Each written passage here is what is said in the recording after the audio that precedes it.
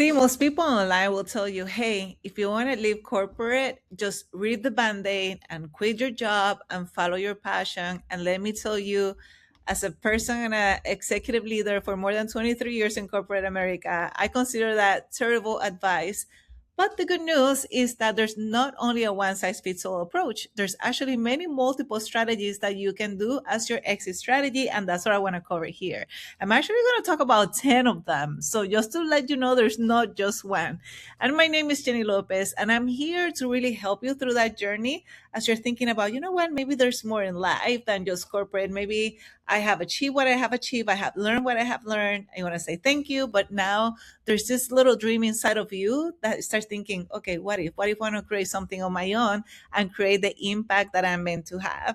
I'm not here to say, hey, leave your job right now. That will never be me, my advice. But here I'm helping you because when I did that transition, I couldn't see any channel or anybody that was talking about this specific issue, this specific transition. So now that I've done that journey, I've had my business for 6 years. I actually did both business and corporate for 4 years. And then the last 2 years has been only focusing on my business. I want to talk about it. I want to help you expedite your journey and your learning because honestly, there's so much that all of us can give to this amazing world. And I want to help make your dream a reality. Okay, so now let's go back into the 10 different ones. And I'm going to be looking at my little notes here because I have 10 of them. And let's start with number one, which I call it the read the band aid. And that's the one that I'm not a big fan. And honestly, it may work for some people, especially if you're younger in your life, you have less responsibilities. But for people perhaps like you and I, we have kids. The kids are pretty busy, engaged in their sports. We have responsibilities, and we are used to a steady check that has set us in a particular lifestyle. So it's not that right now we want to be irresponsible about it. So I will never coach you into just rip the band aid. For me, this is not the right approach for most people. But again, I'm sure there is the person that can benefit from something like this. And the whole rationale that is behind that is almost like you want to burn the boat. Like there's no way to go back. Once you rip the band-aid, there's no way to go back, and you are committed to make that dream a reality. For me, that's a little extreme, and I that's not how I did it. But anyway, that is an exit strategy. So I want to make sure that I start with that one. The second one is the what I call it the dedicated savings runway. And again, I don't think there is a best practice because everybody has a different situation. Depending on your authentic situation, you may be okay saving 6 months. Some people is 12 months, some people is 18 months. The number I use with two kids that are teens and a husband was 2 years. So think about what is that. So the whole strategy here is that you're working as you are working your corporate world, you're also working on your strategy of saving up to 12, 18 months. I'm just speaking that as an example of expenses, living expenses. So that way it gives you a little bit more of that financial confidence for you to say, okay, once I hit that number, that's going to be my cue for me to be able to go and transition and start working on my business. So that's strategy number two that you could use. And again, some of these could be a mix. Like I'm going to share with you at the end mine, the one that I did. And it was a mix of a few of these. Okay, number three is almost like a slow build to target revenue. So think about what you feel comfortable. Let's say, for example, my salary is 100K or 200K, whatever it is. Then you say, hey, once I slow build my business as I'm working here and I hit maybe 50% of my salary or 75% of your salary, that's your choice, by the way, then at that point, I'm going to do my transition. So you're doing both, but you already have a strategy. And the reason I'm giving you some milestones for you to choose on is because there is a trap that, for example, if you're saving, I'm like, oh, I still need to save, and I'm going to save more and save more, save more. If you don't have a milestone, then you're never going to make that transition, if that makes sense. Same thing here. If your target is 75% of your salary, then at least you have a milestone that once you reach that, you're going to feel more at ease based on your calculations on how to do that transition. So that's another way. Now, I always lead here with a little bit of caution that think about the whole package because it's not your salary only. You have salary, you have bonus, depending on where you are in the company. There may be some stocks, some other rewards. There's the insurance. There's other benefits. All of that is in the package. So whenever you are doing, I know I say salary, when you're doing that calculation, make sure that you understand the whole package and not just salary, because that's just one piece of the formula. All right, so that was number three. I'm going to go with number four, and it's a partner support leave. And that's totally fine. Let's say, for example, you have a partner and you both decide this transition is going to be so much easier, and not easier like, oh, everybody's doing it, but easier when you are in alignment on what the vision is, what you're working towards, and you have the support of your partner. Now, maybe you have the opportunity to talk with your partner and say, hey, this is what I want to build. Can you carry us through this journey, or at least through these years?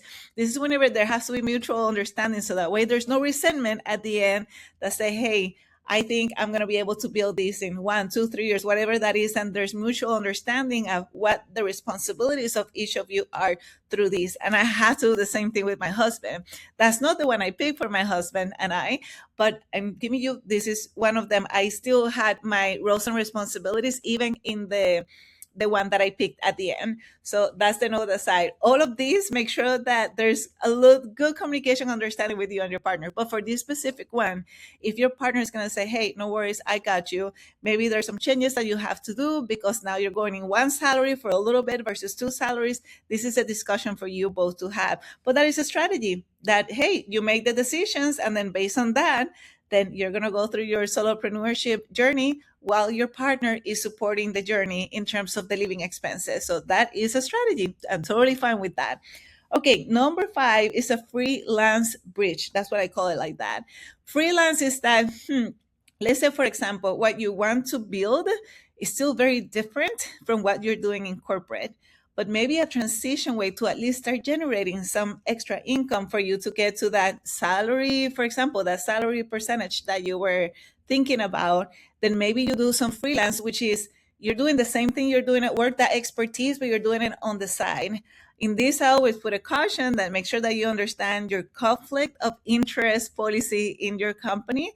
But this is something that, it may be similar, your subject matter expertise, and you're doing it on the side, and not exactly what you see that the vision of your future business is going to be, but at least maybe a phased approach, if that makes sense. And at least it starts generating some income versus starting something totally new that is going to take you a little bit longer to get to that income. So that could be a phased approach. So that is number five.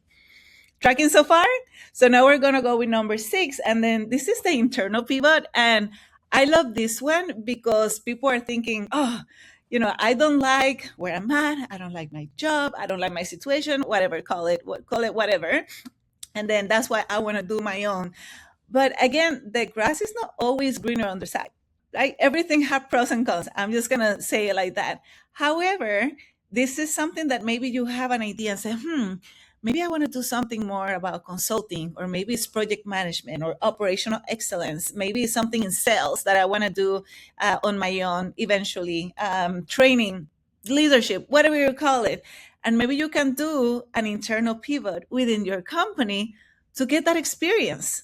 Okay, so let's say, for example, you've been in engineering your whole career, but then you're like, you know what, I want to be in sales, or maybe you want to do something in training, but you want to develop that skill. You don't want to just completely, okay, I'm going to go and start on my side. You do an internal pivot in your company where it takes you to some of those things that you want to explore further. And two things can happen. Maybe you love it so much, you finally found a career that is aligned with you and say, oh my goodness, why didn't I do this change, earlier? And you're totally fine. Or maybe you're also enjoying it. And on top of that, say, yes, I finally found my match and I want to create a business in this. But hey, let me use this as a way of continue to develop my craft and my skill as I'm building the business eventually. So that's why I call it the internal pivot, which is phenomenal. And to be honest with you, the 4 years that I was still doing my corporate job, thinking, I always say this before, I never ran away from corporate because I actually enjoy corporate. I was one of those people who actually enjoyed it. It's just eventually over time, I love my business and the impact I was having on my business so much more that's what like made me finally make that decision to do the exit. But while I was in corporate, I was thinking very, okay, what are some skills that can not only help me be an incredible leader at corporate, but also can start developing some of these new skills that I'm going to need in my business, like marketing, sales, things that I never did in my career before as an engineer. So these are the things that you can also be very intentional in your corporate career as you're still working and getting this kind of experiences and skills. Not only does it's going to help you in your corporate career, but it's also going to help you with some of the skills that you need to start developing in your entrepreneurship journey. So that's what I call the internal pivot, and nobody talks about that, and I think is so cool. All right, number 7. Now I'm getting the next two are ones that I'm not familiar because I have done them, but I'm familiar that they exist because I have friends that have done them. So I want to share that with you. One of my friends did a sabbatical. So number 7, I call it the sabbatical test drive because it may be that your company allows you to do an unpaid sabbatical leave, and depends on the company, they can even perhaps protect your role or protect a role in the future because you're taking a break of 3 months or a break of 6 months, whatever is allowed. And this is going to help you test the waters of entrepreneurship. This is really for you or not, while still having something secure if you decide and choose to come back. So I know I have a friend that did that, and this person actually tried entrepreneurship. She didn't like it so much, and she stayed in corporate. So this is an option, right? So finally, you're not breaking any bridges with anybody. So it is an option. Not in every company, but you can find out what are some of the benefits that your company offer, and you can leverage that. Okay, so number 8 is a negotiated exit. I didn't even know this even existed. So that's why I wanted to talk about you about that. I have two different friends who have done this in two different ways. One of them negotiated a severance package. I'm not going to go into the details, but something happened, and they were she was able to manage to get paid a whole 2 years of salary because of what they negotiated. I'm not going to go into the details, but that was her situation. And when she did that, that's when she said, "Finally, great. I'm on my own. I can do this. I got the money." And she flew. She flew. She started her business from zero when that moment happened, but she had a substantial amount of money for her not to only to live with her expenses, but start building her business. So that could be an example.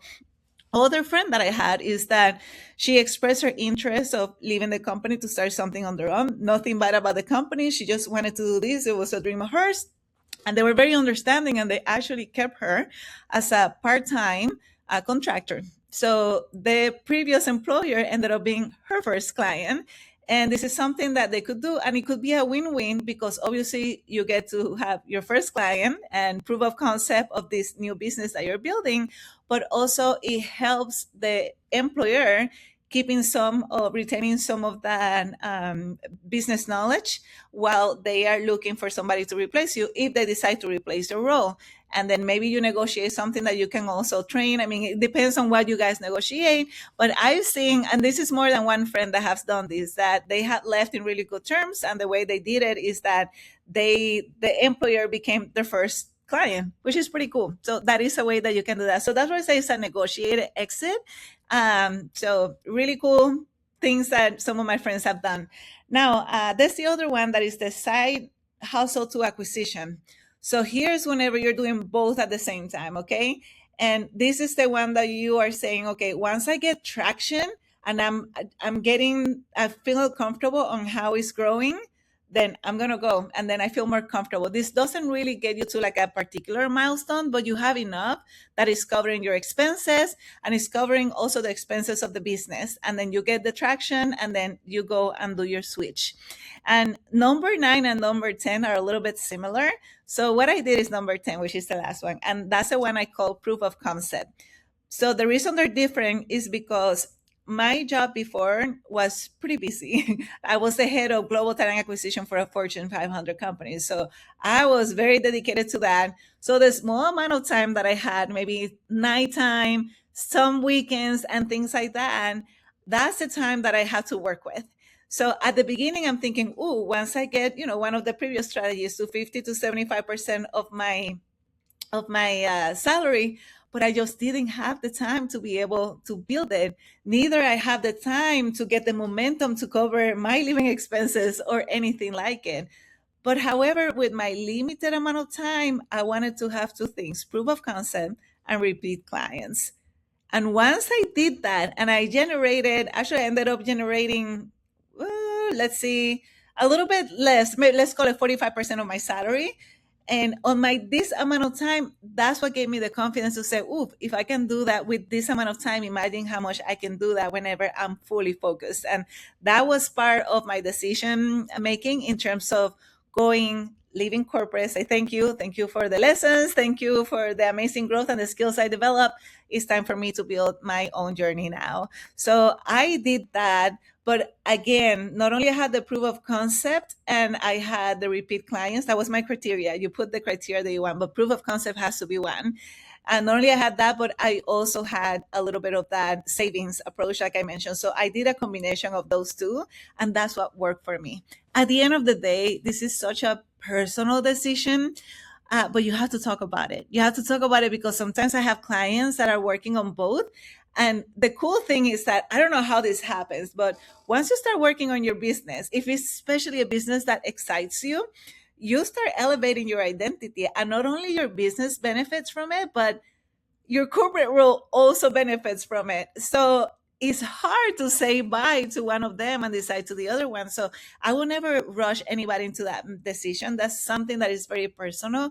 However, it's good to know, if you were to make that decision, what will be the milestone? What will be the strategy? You don't want to say, "Hey, I'm enjoying both," and then out of the sudden something happens. You either don't like your corporate job anymore, or the corporate job goes away, and then you realize, "Oh goodness, I didn't save, and I should have been starting save here, so then I had that security for whenever I did transition." Or, "Oh goodness, I don't have proof of," whatever it is, right? You want to make sure that you start now, even if you don't think, my exit is not in the next 6 months, so why should I worry about? Have the conversation, have the clarity. When you have the clarity, your level of confidence goes up, because now you're empowered to know, hey, it's up to me to decide if I want to exit and when I want to exit. And I have clarity into what's my strategy and what transition is going to be. And of course, I'm giving you the strategies in the next video that I'm doing next week. I'm going to go a little bit more into the financial things that you have to think about whenever you're doing that, you're evaluating your strategy, because one thing is a strategy and the other thing is all the numbers attached to it. So I'm going to talk a little bit about that next week. Make sure that you subscribe so you don't miss that video.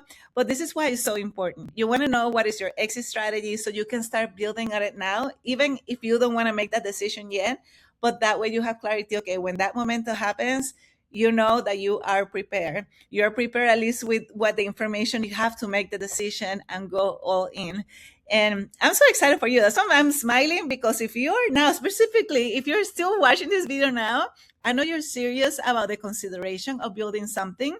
And I don't, again, this is not about pushing you to like leave corporate and start. No, but I know there's a dream that you want to build, then build it. And you don't have to choose right now, but at least you want to have clarity into, if you were to leave corporate, what will be your strategy and what are the things that you need to start building now. So that way you can make the decision on your terms, and you're ready for it. Okay, so with that being said, I mentioned the 10 of them.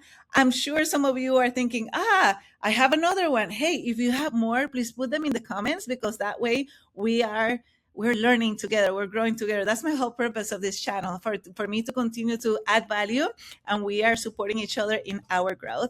And if you're a person who is in this journey and you're saying, "Oh man," and you feel lonely that you're the only one who's going through this, let me tell you, there's a lot of us that are going through the journey, and you don't have to do it alone. So I am building a community that is called Intentional Unicorns, and are for the people who are ready to start building their dream. And if this is you, I'm going to put the link below. And honestly, just join. We have cafecito chats, we have challenges that in several months of the year. We are celebrating wins. We are Q&A with each other so we can grow together. It's such a cool supporting community, and I'm building it with a ton of intention and a ton of love. And I have this big vision, and I know I will make it a reality so we all can grow together. All right, so with that being said, thank you for watching this video, and then I will see you next week on the next video. Bye.